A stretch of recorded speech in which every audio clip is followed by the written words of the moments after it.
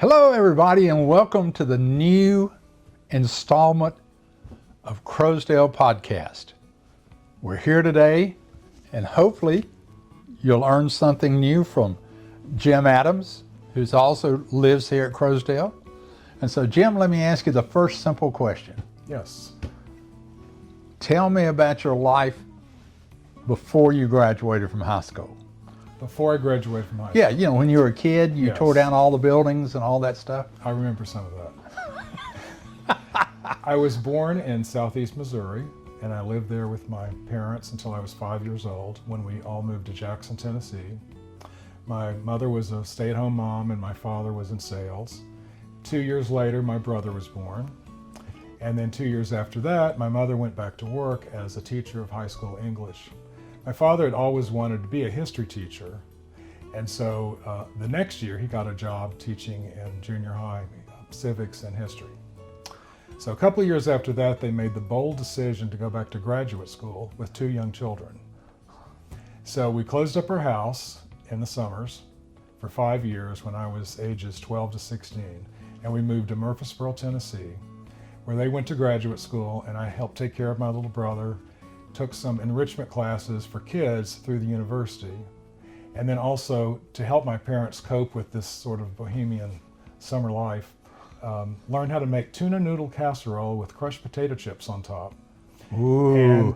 And pineapple upside down cake with the rings and the cherries. Way to go. So although I never want to have either one of those again, I did sort of develop an interest in cooking.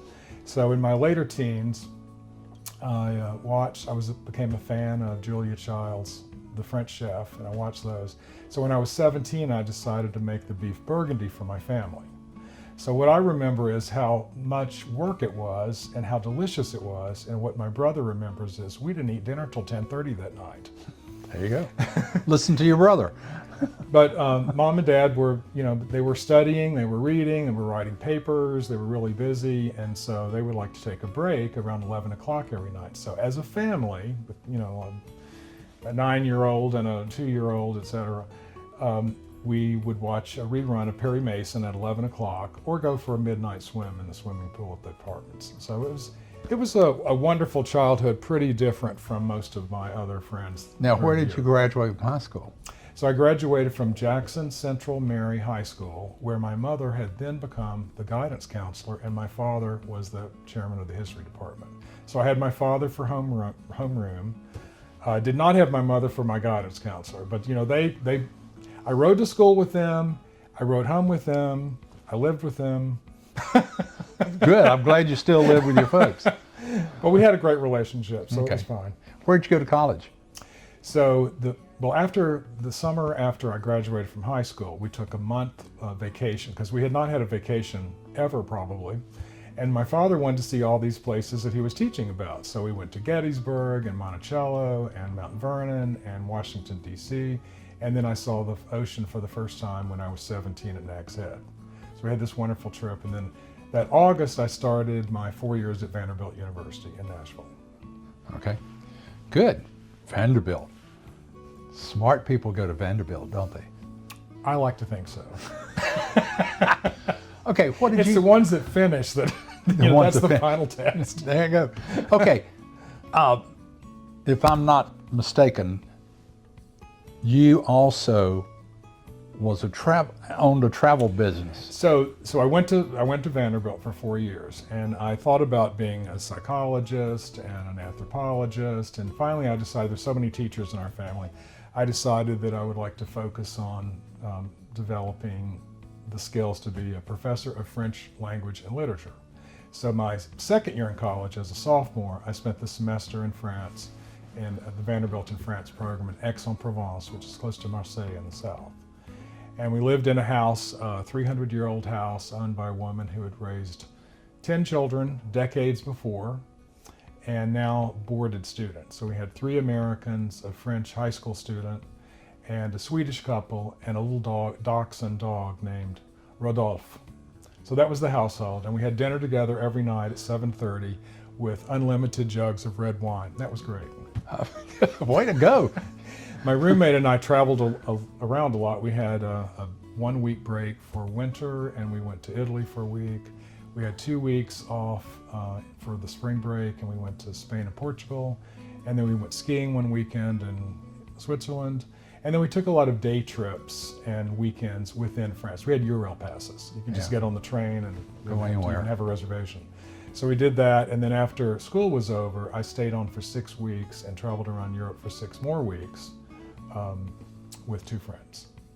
And that was the end of college. But that was not the end of college, because that was just the sophomore year. So I had 2 more years. And then when I graduated from college, I married the girl I had dated in high school. And we moved to Durham so I could start graduate work at Duke, and she could start graduate work at UNC. I was going on with French, and she was going into library science. Good. And so you worked all that, but you ended up as a travel agent. Well, that's it. So I finished my master's in French, and then I decided I'm not sure if I want to spend 4 or 5 more years in graduate school to be a professor. So I just decided I was going to take a couple of years off. So I wanted to, I was thinking about, I'd been to so many museums traveling around Europe. I loved going to museums, and so I thought it would be great to work in one. So I thought, like a business background or even library science or something that would help me get a job like that. So I decided to take 2 years off and try to become in-state tuition worthy. And so I answered this job ad in the paper for a travel agency, and I had traveled so much, I knew I loved it. So I thought, well, I can do that. And so I can do that. I answered the job. I mean, nobody ever, prepares for that. There was no degree in that.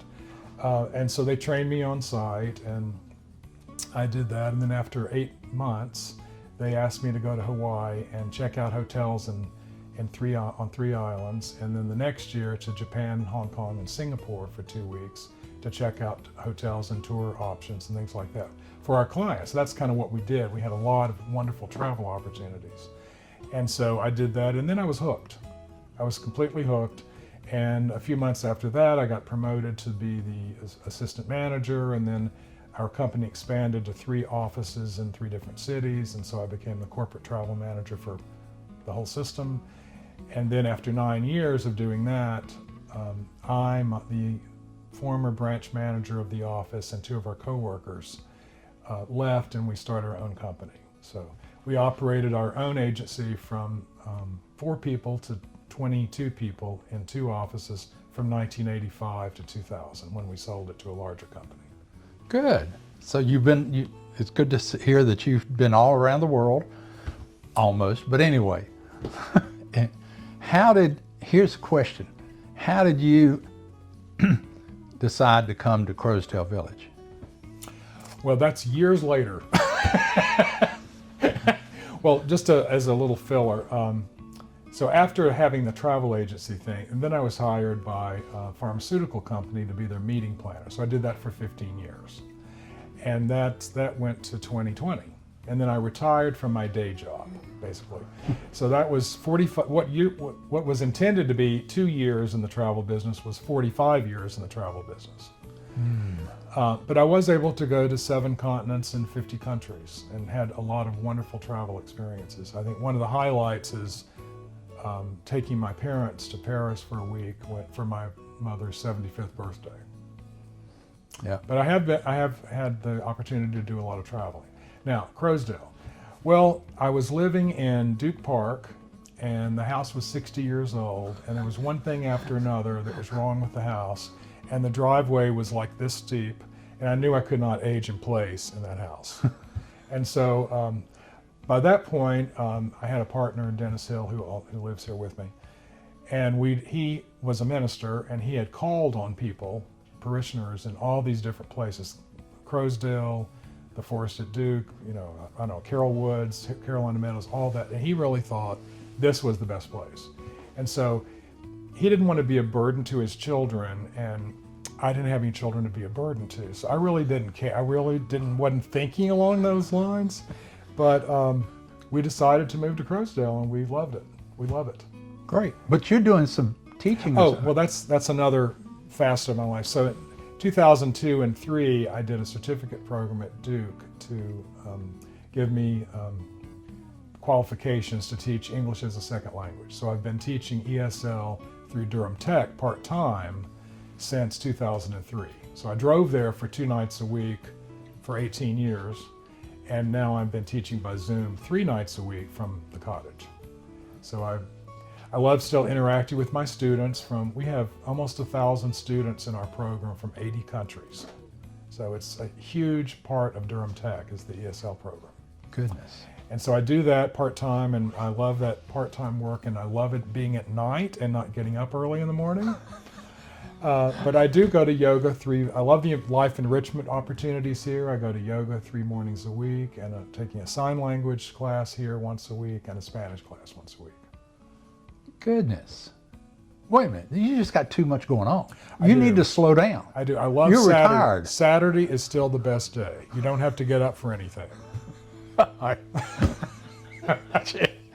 Anyway, Jim, thanks for coming by.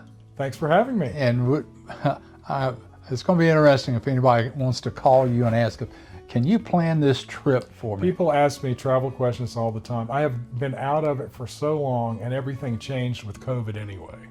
All the rules changed, everything. So, and I really haven't, we went on a Viking cruise last year, but I haven't traveled much in the last 10 years. I did all that travel when I was up until about 62, which was a good time to do it. Yeah. Well, because now the whole suitcase is medicine. welcome to Crowsdale Farms. Yeah, okay. All right. Appreciate you coming by, Jim. And thank you all for what you've done. Thank you. Thank you.